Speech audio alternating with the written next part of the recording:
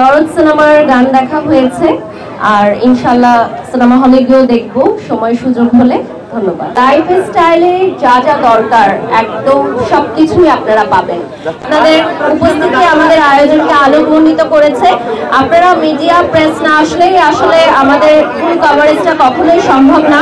Definitely জয় তো সবার খুব আদরের স্টার কিড, অত্যন্ত ভালোবাসা ওর জন্য, লেখাপড়ার জন্য দেশের বাইরে বা যে কোনো কাজে যদিও যায় তাহলে অবশ্যই সে আমাদের কাছ থেকে দূরে গেছে এরকম না।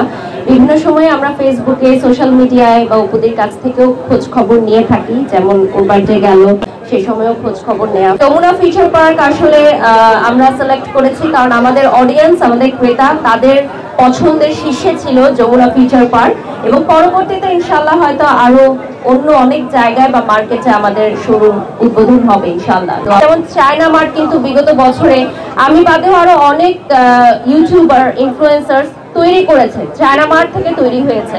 তো এই জন্য আমি চায়না মার্টকে একটা ধন্যবাদ। আপনাদের উপস্থিতি আমাদের আয়োজনকে আলোকমণ্ডিত করেছে। আপনারা মিডিয়া প্রেস না আসলেই আসলে আমাদের ফুল কভারেজটা কখনোই সম্ভব না।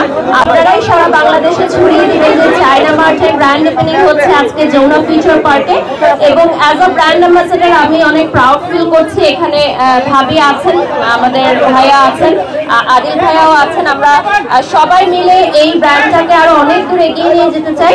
আপনারা দোয়া করবেন আমাদের জন্য। আর বাংলাদেশের সর্বোচ্চ বৃহত্তম মুকুট নিয়ে একটা ভাইরাল একটা পোস্ট হয়েছিল। এছাড়াও আরো কিছু কালেকশন আছে, আপনারা শোরুমে ভিজিট করলে দেখতে পারবেন। তো শাখা আমাদেরকে খুলতে বাধ্য করেছে রীতিমতো যে যমুনাতে আমরা একটা শাখা চাই।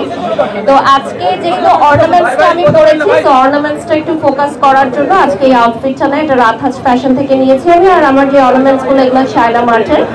আরো কিছু অর্নামেন্টস পরবো হয়তো ভেতরে গিয়ে যেটা পছন্দ হয়।